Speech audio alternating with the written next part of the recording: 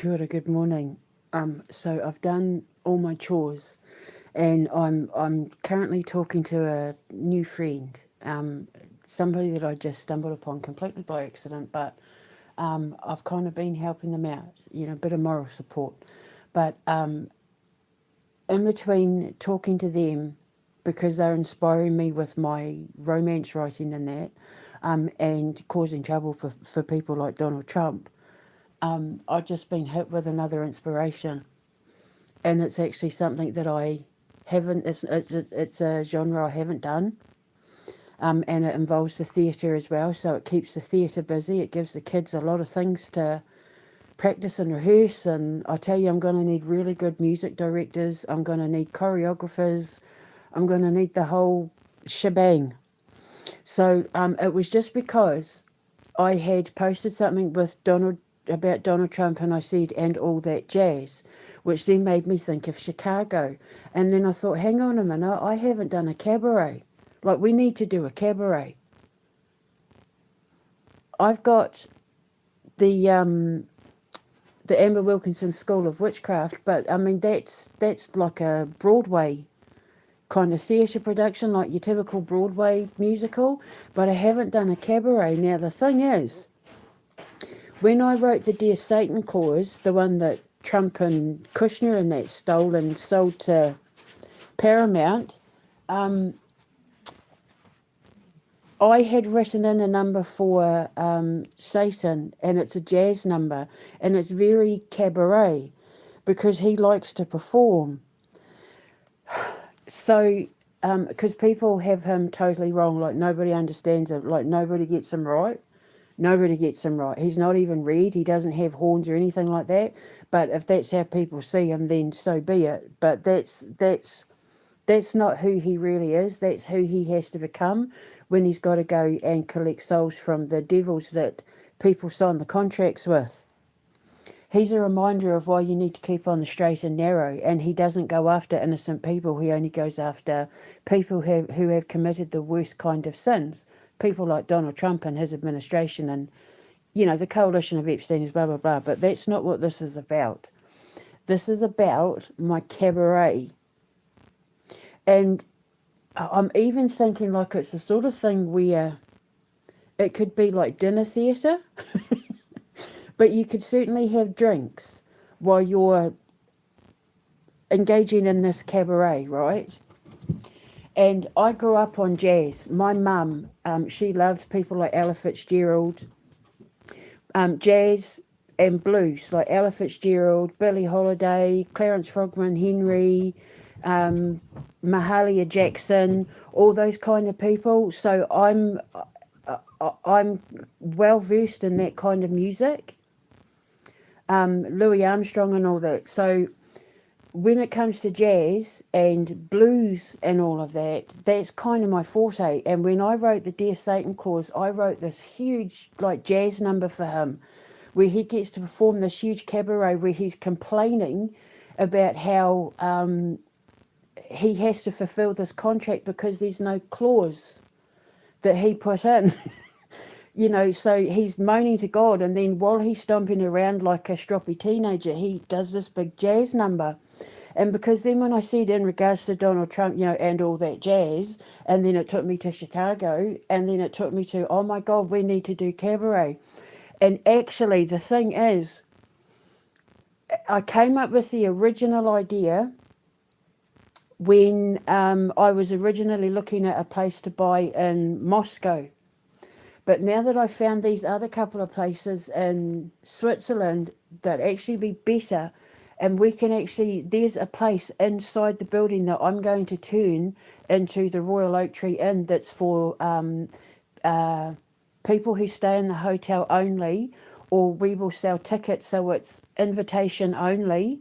People will, be able to buy the tickets, because what I had originally said on my X in that is that I really wanted to offer people like Yodok Cello in one of the rooms. I'd said to Vladdy on X, one of the rooms in one of the buildings that I wanted to turn into the Royal Oak Tree Inn, a lot of it is only for, it's sealed off to the public, and it's only for the people who come to stay and the people who buy tickets. So when we have cabaret, but there was this room in particular, and I was saying to him, I'd either turn it into like like a, you know, for childcare, or, you know, private childcare, or I'd turn it into like a, not a nightclub, but, you know, like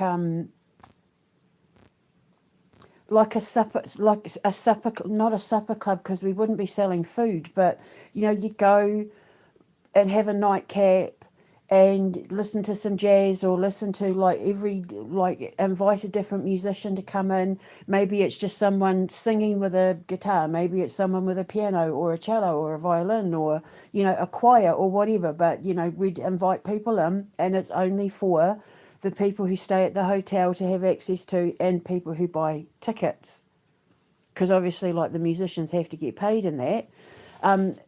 So then, just looking back on this place that I've fallen in love with, it's like, I mean, I could do dinner theatre, but like, you know,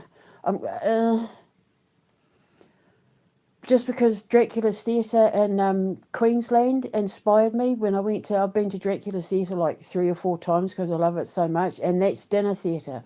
They put on like a whole show and you get to have like a 3-course meal.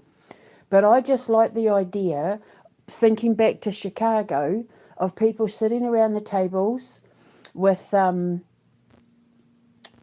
candle, you know, like lighting, and having drinks and watching cabaret.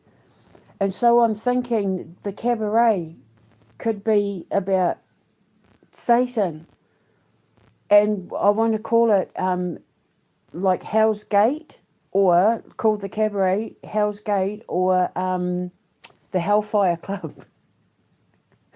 And then Satan, whoever does Satan, he's going to have to be able to like sing and dance and do theatre and all that. He's going to have a very commanding presence. He's going to have black hair, or be prepared to dye his hair black, because Satan has black hair in real life. He's immaculate. He looks like a K-pop guy. He has the most pristine black wings you've ever seen. They're so black that they illuminate, and he is immaculate. Like he wears only like the best tailored suits and that, and he is so articulate and so poised and just so graceful, and he wouldn't dare have a speck of dust on him, even though, like, you know, he's like the Prince of Darkness, he's the god of hell. But when he has to bring out his devil's, well, his, you know, his Satan side, that's a whole different story. So I'm going to write a cabaret about Satan opening up a jazz club. So I'm going to need jazz musicians, and so it's going to be, you know, all brass and drums and, yeah, upright piano and all that sort of thing. And it's going to be about how he opens a jazz club in hell. And then people can come and sit around and have drinks and watch the show. Should I do that, or should I put it in the theatre? But either way, it's creating jobs for the kids, like the costumes and that, oh my God. And I get to write jazz numbers. And I literally already have a jazz number written for Satan, for the Dear Satan Club, for the Dear Satan cause. When I take Donald Trump and that to court for stealing the Dear Satan cause, I've got a lot of stuff to use against them. And then they put Jack Black in, they made Jack Black Satan, and he's the complete antithesis of Satan. So, Satan's not an ADHD erratic moron. He's not fat. He's not short and fat and bearded. He's not all like, wah, he wouldn't dream of being like that. That would be humiliating for him. He's classy. A real Satanist is a hedonist. They don't do devil worship. They don't sacrifice anything. They live their best life while they're alive. They're a hedonist. It's all about luxury and pleasures of the flesh, pleasures of vision, pleasure of the senses. That's Satan. He's not what people keep thinking he is, like, in any way, shape or form. And the people that keep believing that he is what they think he is, I mean, all hell breaks loose in their life. So I'm teaching people the right way to respect Satan, because to respect, not worship, you do not worship Satan, you respect him, you fear him. You are absolutely supposed to fear Satan. You do not worship him, and he doesn't want to be worshipped. He wants to be left alone. He wants to just concentrate on collecting the souls of the people who sign the contracts with his devils. So, but you have to fear him, because if you don't, you meet him. And if you meet Satan, you know you've really screwed up. And there are some people who get dragged down into the underworld, dragged down into darkness, like I was talking about with my friend, who don't deserve to be there because they trusted the wrong people, or they were raised around the wrong people, or they were influenced by the wrong people, but their hearts are pure. That's when I get sent in. That's when God sends me in, because God can go to hell and Satan can go to heaven, because they work together. Satan absolutely worships and adores God. He's made that very clear. So, yes, so I'm going to write a cabaret. We're going to do a cabaret. And I could absolutely put it inside the club that I was going to, like the private drinking club for the members only of the Royal Oak Tree Inn, the people that come and stay there. Or you'll be able to buy tickets. Because if I got to ask people like Yo.Cello and like any of his friends, will you come and like do a couple of nights with us and we'll sell tickets, then they'll get the money from the ticket sales. Because they're helping to promote us, you see. And it also gives the kids work, because the kids get to learn how to set up microphones and set up lighting, and do you know what I mean? Work on ticket sales, and it's giving them all those skills. And then, they'll get the money for it. And there is a room in one of those places that I looked at, and I thought, oh my God, I could turn that into my little private club. It's not a nightclub. I went to a club very similar in Wellington when I lived in Wellington back home. And it was called the Cigar Club. And you went there and smoked cigars and drank whiskey and cognac and brandy and sherry and that. It was very high class. And it was an experience to behold. It really was. And I never forgot that experience, because that was the sort of thing that was way out of my league. Well, we wouldn't be smoking cigars, but I am going to be making my own, like whiskey and gin and cognac and brandy and sherry, and I'm going to be making my own range of alcohols, but they'll be medicinal alcohols. Like my beer and my cider will be medicinal. I mean, you'll get drunk, but it's going to be good for your body. Especially if you have my pie beforehand, because it's been proven that pies and mashed potatoes, if you eat potatoes and pies before you drink, you don't get as drunk, or you don't get drunk as fast.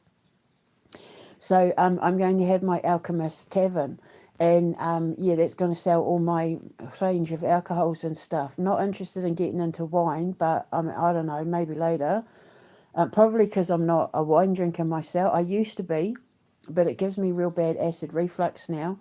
But I love me a cider, and I love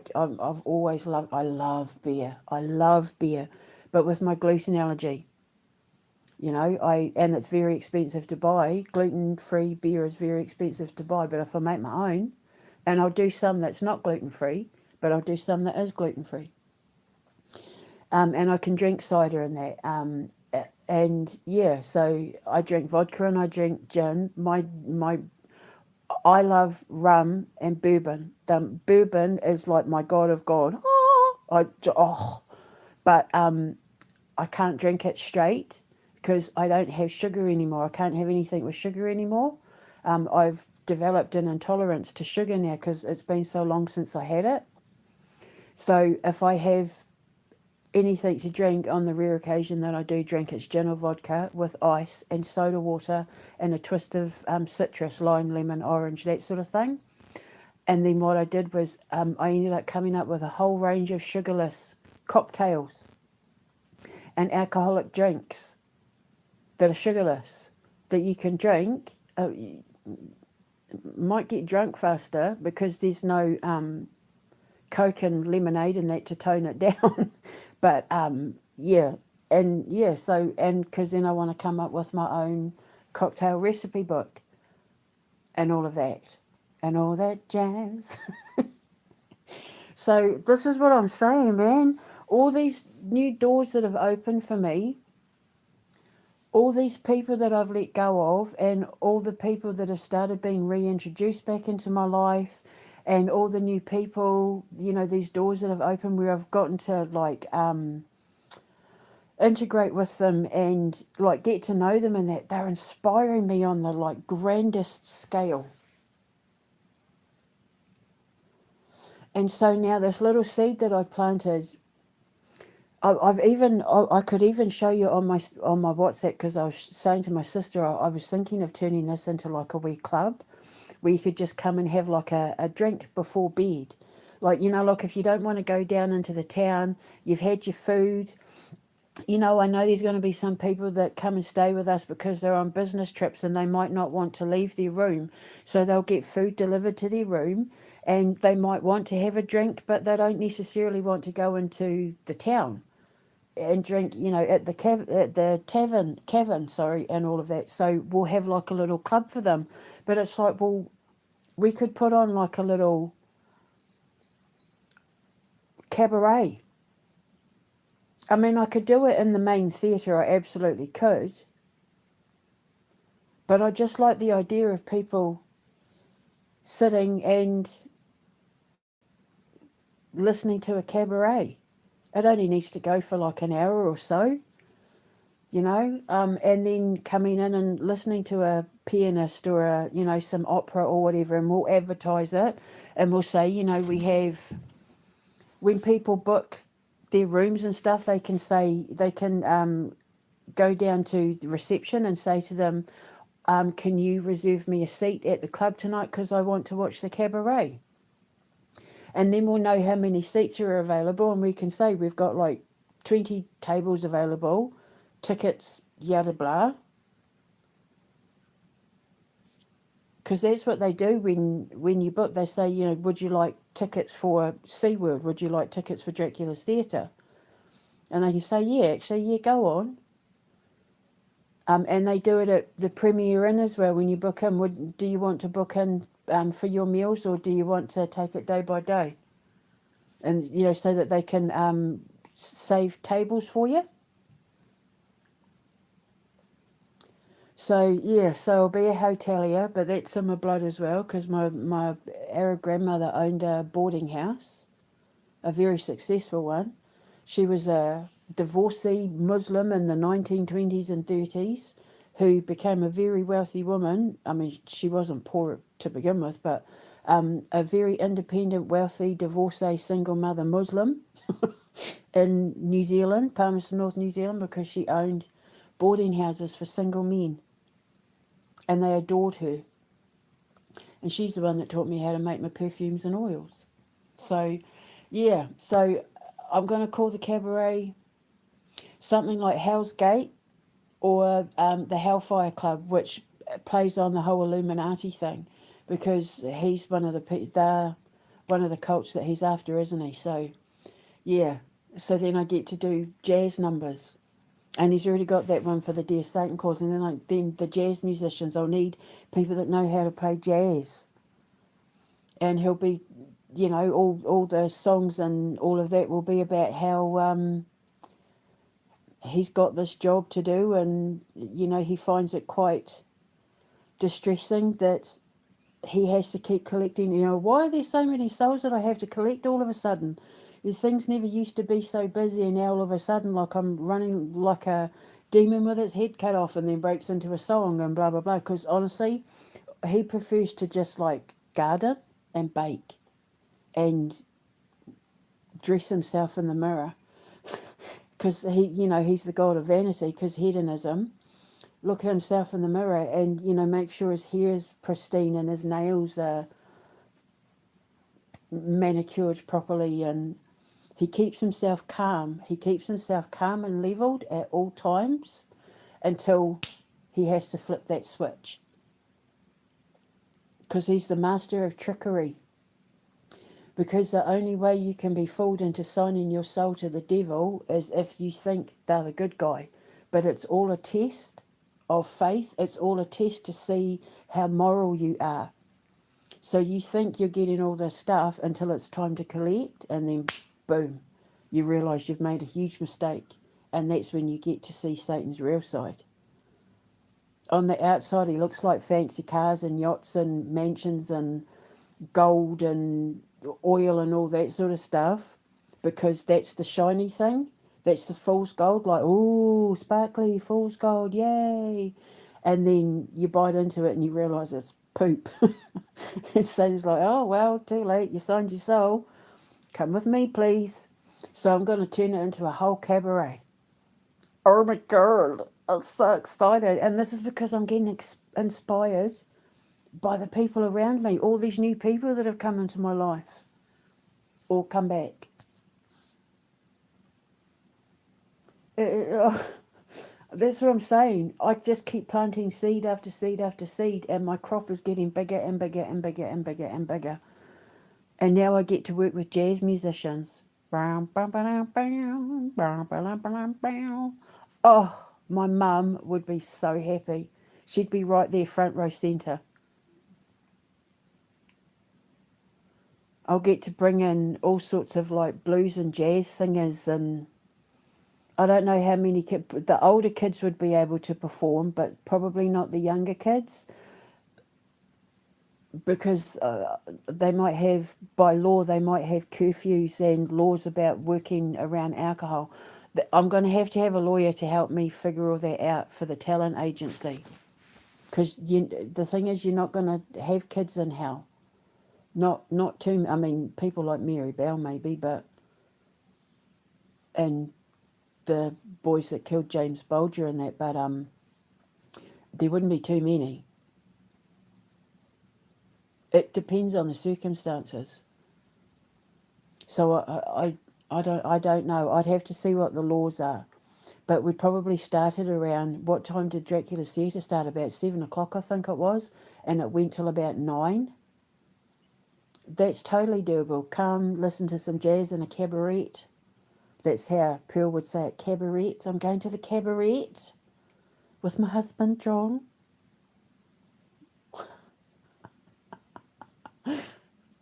And then go to bed, and yeah. So inside the Royal Oak Tree Inn, there's a whole world for my customers or clients or whatever they are to enjoy, without even having to leave the building. I'm going to have my clothing boutique in there.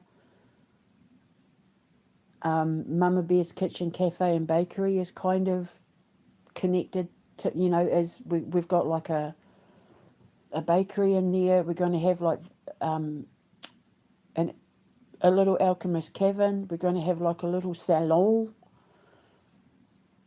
where they can come and have facials and, sell, did I say my boutique, my clothing boutique? Men's clothes, women's clothes, nightwear, lingerie, all sorts. So, yeah, and it was all because I was trying to figure out, when I saw this one place in Moscow, what would I do with that room? What would I do with that room? So I could go one of two ways. I could do the cabaret in the theatre and, sell tickets for it. Or I can make it like a private thing for the people inside the hotel. And then, because it's like I said to Vladdy when I was working on the idea with Vladdy, and like in public, I was just putting it out there because I was trying to give him a reason to give me a visa. I was trying to sell myself to him. And I said to him, I like the idea of getting people like Yodok and like his friends, and even like kids who are older, because we're going to take kids up to the age of about 20, 22, of them just playing private sets privately, making it exclusive for the people staying at the hotel, making it an exclusive like membership, an exclusive club. So, yeah. So there we go. So I'm either going to call this Cabaret, Hell's Gate, or Hell's Gates. No, there's only one gate. Hell's Gate, or the Hellfire Club. So that's the whole thing right there. And all because I was inspired by the people around me. Because, like, I'm telling you, they've blown my mind wide open. All these new doors are opening for me, and it's like, which one do I go through next? Each one leads to another one, leads to another one, leads to another one, and it's just like I can't stop going through these doors. So anyway, so I'm going to go now. I've done all my chores. I'm just going to contemplate my orb now. I shall speak to you later. Ka kite anō. Mwah.